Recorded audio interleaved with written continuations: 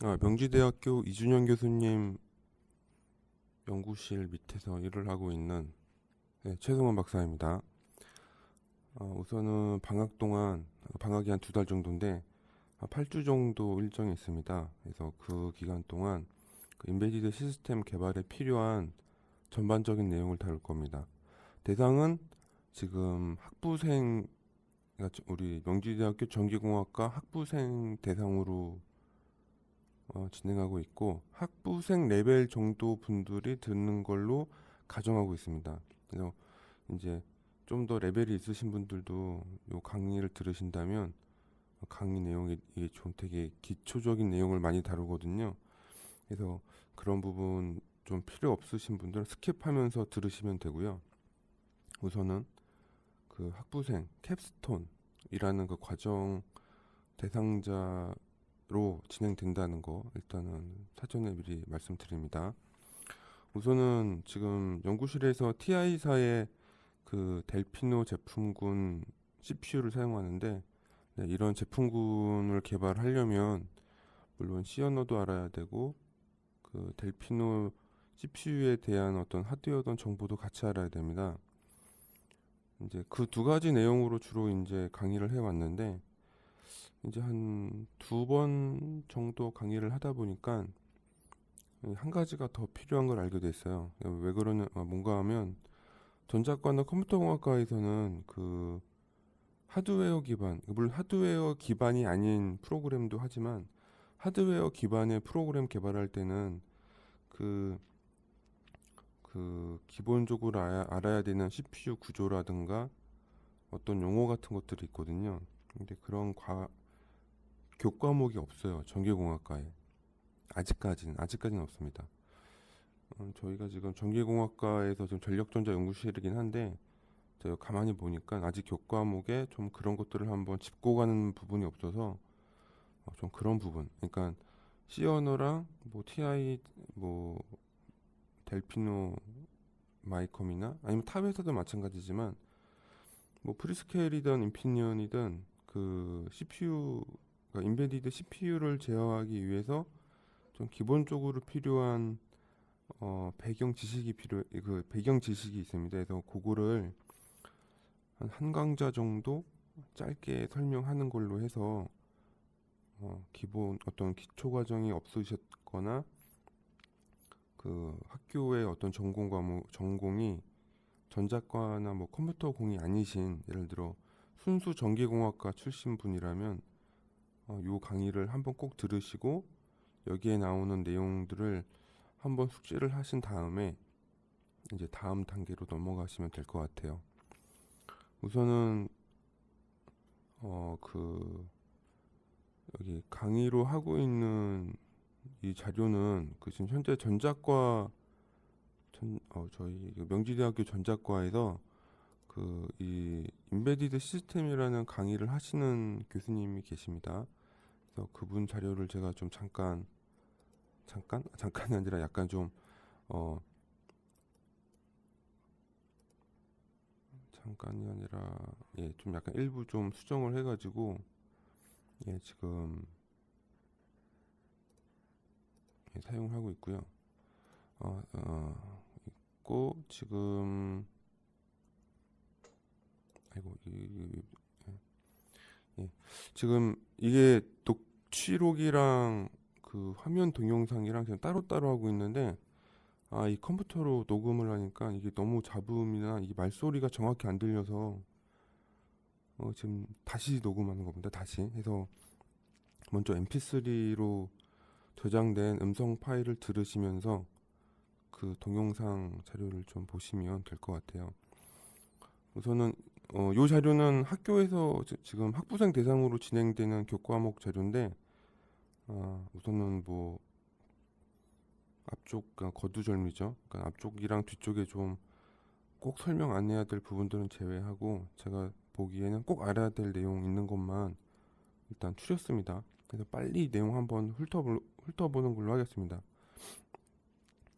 우선은 뭐 인베디드 시스템의 특징에 대한 게 첫 페이지에 나오는데 뭐 한 6가지 항목 정도에 대해서 이제 설명이 되어 있네요. 우선 첫 번째가 특정한 기능을 수행한다는 부분이 되게 중요합니다.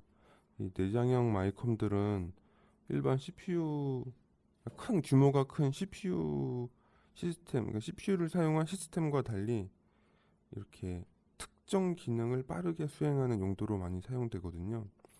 그래서 이제 그러한 특징에 대한 설명을 한 거고, 소형이고 경량이고 저전력이고. 뭐 저전력이란 말은 항상 맞지 않습니다. 이제 저전력용으로 나온 것도 있는데 우리가 사용하는 그 TI DSP 같은 경우는 소비 전력이 작진 않아요. 사실 마이컴 치고는. 저거는 이제 가격이란다. 저기 이제 CPU 종류보다 좀 틀립니다. 하고 가격에 민감하다. 가격이 민감한 제품도 있고요. 민감하지 않은 제품도 있어요. 뭐 그거는 시스템이 뭐냐에 따라 달라지는 거니까.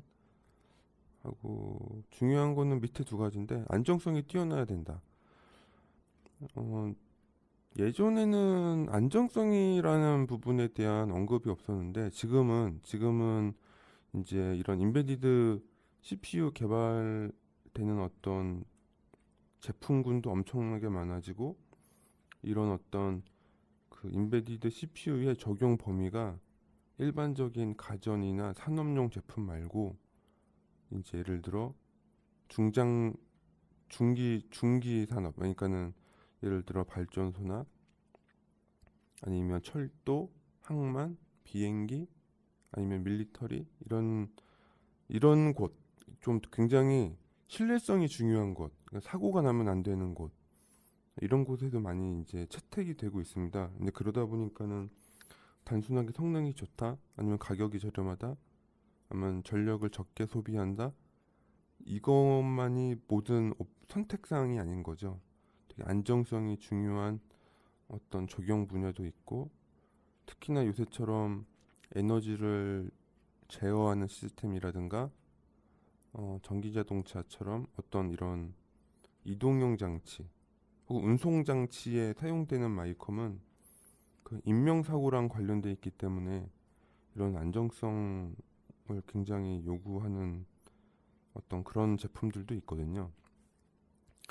그래서 요새는 안정성도 상당한 화두이고, 이제 향후에 한 2020년, 2030년도 정도 가면은 그때는 마이컴에 기본적으로 이런 안정성에 대한 어떤 그런 포션도 꽤 높아지지 않을까, 일단 그런 생각을 합니다. 하고 리얼타임 기능을 필요로 하는 시스템이 많다. 네, 맞습니다. 그러니까는 우리가 이미 말씀드렸던 특정한 기능을 굉장히 빠르게 대응해야 되는 시스템들이 많아요. 그래서 어, 리얼타임 제어용으로 이제 마이컴을 많이 쓰죠. 그 특정한 그 일만 하도록. 그래서 이러한 특징들이 있다. 일단은 한번 쭉 보시면 되고요. 다음 1페이지. 이제 용어가 이제 알아야 되는데, 리얼타임 시스템이라고는 하지만 그게 종류가 크게 두 가지로 나뉩니다. 그래서 보통은 하드 리얼타임이랑 소프트 리얼타임이 있거든요. 그래서 하드 리얼타임은 뭐냐면 반드시 정해진 시간, 그러니까 어떤 개발자나 사용자가 정한 시간에 무조건 그 동작이 발생을 해야 됩니다. 무조건. 대표적인 예로 우리가 쉽게 볼 수 있는 산업 어플리케이션 예제 중에는 그 모터 제어하는 모션 제어기 같은 게 아주 좋은 예제죠. 보통 모션 제어기에 그는 그 PWM을 제어하는 그 구문 말고 그 포지션 제어나 속도 제어하는 그 제어 루프는 평균적으로 1kHz나 아주 고속인 경우는 한 10kHz 정도의 어떤 주기를 갖고 동작을 하거든요. 예를 들어 1km라면 1ms마다 무조건 그 동작이 실행이 돼야 돼요. 굉장히 고정밀의 어떤 제어 장비라면 10kHz 이상도 동작을 해야 되거든요. 여하튼간에 이러한 시스템들은 시간에 굉장히 디펜던트한 시스템은 그 애당초 개발 타입을 하드 리얼 타입 시스템으로 개발합니다. 근데 반면에 어 주기가 특정 제어 주기마다 실행이 되면 되는데 약간 좀 그 오차가 있어도 되는 시스템이 있어요. 대표적으로 우리가 대표적으로 쓰는 시스템 중에 핸드폰 같은 게 있죠. 그러니까 예를 들어 전화가 온다. 근데 전화가 제가 가진 어떤 그 통신 장비가 0.1초 전파를 늦게 잡는다고 해가지고 뭐큰 문제 있는 거 아니잖아요. 그냥 그런 거. 아니면 우리 컴퓨터 같은 거 윈도우나 리눅스가 탑재된 어떤 운영 체제가 그 사용되는 시스템에서는 뭐 제가 마우스나 키보드가 0.001초 늦게 입력이 된다고 해서 큰 문제가 없거든요. 그래서 뭐냐면은 어떤 동작을 주어진 시간 내로는 하는데 아주 그게 정말 그 시간에 실행이 안 되면 굉장히 큰일이 나는 큰일이 나지 않는 시스템. 네, 그런 경우에는 그 소프트 리얼타임 시스템이라고 합니다. 그래서 이게 인베디드 마이컴에는 뭐 하드 리얼타임이다, 소프트 리얼타임이다 이런 개념을 막 시작하자마자 언급하진 않는데 이제 요새는 약간씩 조금은 알아야 될 필요가 있을 것 같아요. 왜냐면은 인베디드 MCU도 요새는 이제 사양이 점점 플래시나 램 같은 메모리 용량이 단순하게 작지 않아요. 그러니까 그런 메모리 용량이 점점 커진다는 얘기는 그게 안에 하드 리얼 타임용 소프트웨어 말고 이런 소프트 리얼 타임, 그러니까 어떤 운영 체제라든가 이런 어떤 이벤트를 관리해주는 어떤 OS가 그는 운영 체제가 올라갈 확률이 점점 높아지는 거거든요. 그래서 그 지금 올해가 2015년도인데 아마 2020년도나 2025년 정도 가면 이제 시중에서 구하는 이런 일반적인 마이컴들조차도 내장된 메모리 용량이 지금의 스마트폰 정도, 그러니까 뭐 512메가나 1기가 단위 정도의 플래시든 SRAM이든 SDRAM이든 이런 어떤 메모리를 내장하게 되면 인베디드 MCU 내부로 들어오게 되면 그때는 무조건 소프트 리얼타임 OS가 올라가는 거죠. 그래서 향후에는 그런 개념들이 조금씩 더 요구가 될 겁니다.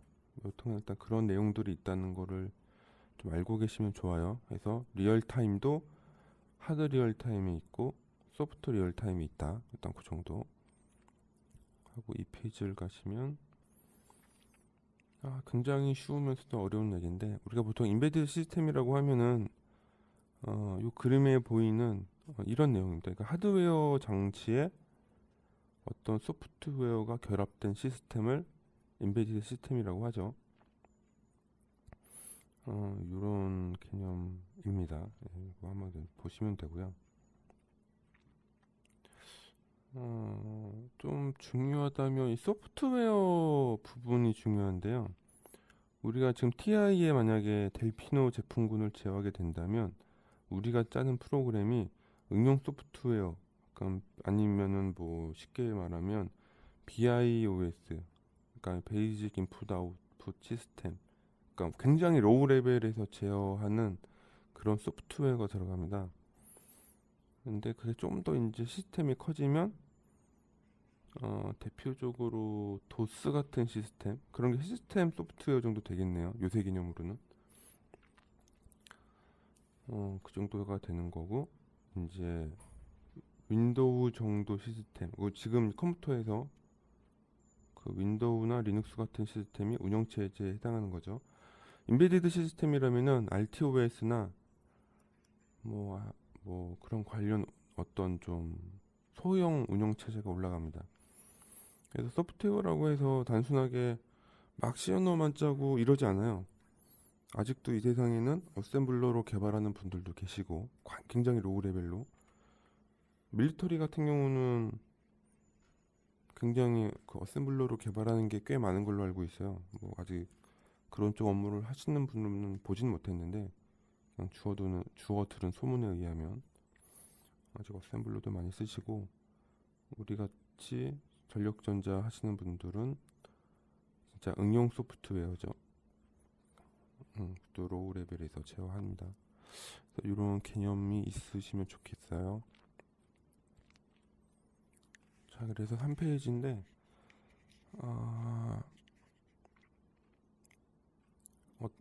프로세서의 종류는 많이 있으니까 우선은 그 부분에 대한 설명은 하지 않을게요. 밑에 아미나 파워PC나 밉스라고 되어 있는 이런 프로덕은 굉장히 규모가 큰 시스템에 사용하는 CPU들입니다. 근데 요새는 이제 아미 그 스마트폰 시장이 이제 확장이 되면서 점점점 규모가 내려가 뭐라고 하지? 영역을 확장하고 있죠. 원래는 암 계열이 암 7, 9, 11으로 이렇게 점점 성능이 메인스트림 CPU 정도로 올라가는 것들도 있는데 암3가는 이거 뭐라죠? M3, M4 하고 지금은 아예 그 뭐죠? 그 암7급을 인베디드 CPU로 설계된 것들도 나오고 있어요. 지금은 시장에 출시가 됐고요. 약간 그 경계가 좀 모호해지는 건 있습니다. 여튼간에 그런 CPU들이 있고 왼편에 키보드 마우스 터치 스크린 입력이 있는 거죠. 위쪽엔 롬, 플래시, D램, SRAM이 있고 하고 오른쪽엔 출력이 있네요. 뭐 LCD 모니터가 있는데 이 자료는 전자공학과에서 인베디드 시스템 수업에 사용됐기 때문에 약간은 그 규모가 큰 CPU를 가정하고 만들어진 자료예요. 그래서 리얼타임용 인베디드 CPU로 치면은 왼쪽에 입력이라는 거는 예를 들어 뭐 전압 센싱, 전류 센싱, 약간 이런 센싱 신호들이죠. 위에 메모리 장치는 이제 여러 개가 적혀 있는데 롬이나 플래시는 그냥 롬형 메모리입니다. 그러니까 리드 온리 메모리. 물론 플래시는 라이트도 되는 소자이기 때문에 뭐 굳이 따지자면 롬은 아니지만 여하튼간에 전원이 꺼져도 정보가 저장되지 않는 메모리가 있고 D램이나 SRAM처럼 전원이 꺼지면 정보가 소실되는 그런 이제 메모리도 있죠. 메모리 장치가 프로세서와 결합되어 있다는 이 구조를 좀 이해하시는 게 중요해요. 나중에 가면 메모리 매니지먼트 하는 시스템에 대한 설명을 할 때 이거를 좀 이해하는 게 되게 중요하거든요. 다음 4페이지를 넘기시면 그래서 하드웨어 동작 보면은 사실 이게 자료는 이제 그 ARM CPU, 그러니까 인베디드 CPU 수업용이긴 한데 그 TI사의 델피노 제품도 얘랑 거의 동일합니다. 프로세서는 이제 TI사 DSP MCU가 들어가거나 뭐 프리스케일사 CPU가 들어가거나 뭐 인피니언사 CPU가 들어가거나 이제 그런 CPU 코어가 들어가는 거고 이제 인베디드된 메모리가 있습니다. 왼쪽 아래에 이렇게 램이라고 되어 있는 그리고 이제 DMA라는 장치가 들어갈 수도 있고 안 들어갈 수도 있고 물론 TI의 델피노 제품군에는 요새 이제 나오는 것들은 이 DMA가 다 있어요. 다이렉트 메모리 억세스라고 하는 내부 로직이 있어서 CPU가 설정만 해주면 특정 장치에서 특정 메모리에서 특정 장치로 아니면 특정 메모리 공간으로 고속으로 데이터를 전송해주는 이런 게 또 포함된 경우도 있습니다. 그런 게 오른쪽에 있는 입출력 장치 UART LCD 이더넷.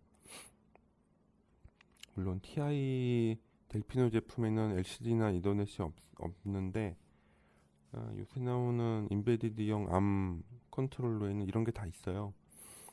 그래서 여하튼간에 전반적인 구조는 이렇다는 거.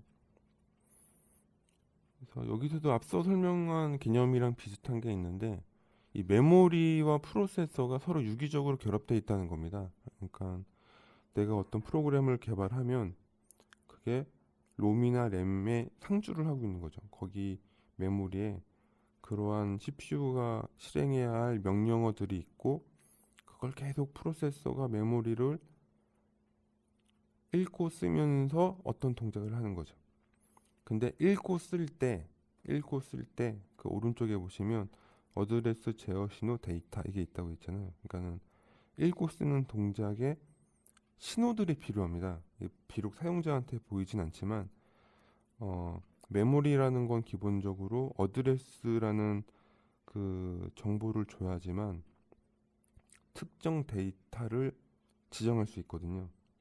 그래서 어드레스라는 신호하고 어떤 데이터를 읽고 올 건지 쓸 건지 제어하는 신호하고 거기서 데이터가 오가는 그 데이터라는 이 세 가지 신호가 기본적으로 필요해요. 그래서 CPU는 메모리든 입출력 장치든 어드레스 제어 신호 데이터 세 개를 필요로 합니다. 그래서 이게 전기공학과 제가 학부생들 해보니까 이 개념이 없다 보니까 좀 이 메모리 설명하는 게 어렵더라고요. 왜냐하면 인베디드 MCU이다 보니 내장된 메모리를 이해를 해야 이제 어떤 프로그램을 짜고 이제 이런 것들을 이해할 수가 있거든요. 근데 CPU에서 어드레스랑 제어 신호랑 데이터가 나온다는 개념이 없어요. 처음에 아무것도 아닌데 강의를 하다 보면 이거를 잘 모르다 보니 살짝 이해를 못 하시는 거죠. 그래서 이제 언급을 하는 겁니다. 자, 목차는 넘어가고 6페이지입니다. 뭐 프로세서 디지털 시스템 핵심 부분은 CPU다. 예, 뭐 CPU로 하면 되고요. MCU랑 뭐가 차이가 있냐? CPU는 아까 이제 그 CPU라는 입장에서 봤을 때 뭐냐면 CPU와 메모리 사이의 상관관계가 중요하면 CPU인 거예요. 근데 CPU와 메모리와 제어해야 되는 I/O 모두의 상관관계가 중요하면 MCU입니다. 그래서 뭐 CPU 센트럴 프로세싱 유닛이랑 마이크로 컨트롤 유닛이랑 차이를 굳이 구별하려면 그 규모의 차이예요. 그래서 예를 들면은 TI사의 C6000 같은 DSP는 한번 나중에 보십시오. 찾아보시면 DSP 코어랑 메모리 인터페이스밖에 없어요. 거기는 인베디드 내장된 I/O가 거의 없거든요. 그래서 그거는 TI사에서는 이제 DSP라고 부르지만 이제 CPU인 거죠. 거의 CPU급인 거죠. CPU와 메모리 사이의 관계가 중요해요. 걔네들. 근데 MCU는 대표적으로 TI사 제품이라면 뭐 28 계열 제품 보시면 안에 C28X 코어가 있고 플래시 플래시나 램 같은 메모리가 있고 주변에 타이머, PWM, ADC 같은 아주 다양한 I/O들이 많이 있거든요. 이런 경우는 이제 MCU라고 보통 부르죠. 뭐 옛날에는 이런 게 굉장히 명확하게 구별된 영역이었는데 이제 앞서 말씀드렸다시피 요새는 그 암코어라는 그 암사에서 제조된 그 암이라는 코어를 이게 그 뭐라고 하죠? 이거 펩 라이센스라고 하나? 암사는 암 제품을 직접적으로 생산하지 않거든요. 그 설계 도면을 파치는 거죠. 그러니까 그 설계 도면을 TI사나 인피니언, 풀스케일, ST사 뭐 아니면은 뭐 개코, 르네사스 이게 자동차 쪽 회사나 이런 CPU 관련된 회사에서 어 그 암 코어를 사는 거예요. 라이센스를 맺어서. 그래서 자기네들이 막 자기네 거 만듭니다. 그래서 그런 게 좀 차이가 있죠. 여기서 이제 중요한 건 그 세 번째 줄인데요. CPU가 메모리는 어떤 I/O를 제어할 때는 항상 어, 두 번째군요. 그런 어떤 메모리 인터페이스를 한다는 거죠. 그 개념이 확실해야 됩니다. 뭐 그런 것도 있고 마지막 줄에 제어 장치, 연산 장치, 레지스터, 데이터 버스로 구성된다. 이 내용은 또 나중에도 나오는데 여튼간에 CPU는 어떤 연산을 하거나 어떤 아까 메모리 인터페이스 할 때 어드레스 신호만 들고 제어 신호만 들고 데이터를 어떤 제어하는 구조를 갖다 보니 이런 제어 장치, 연산 장치 이런 버스들을 포함하고 있다라는 내용이에요. 일단은 잠깐 쉬었다 할까요? 일단 7페이지부터 다시 하겠습니다.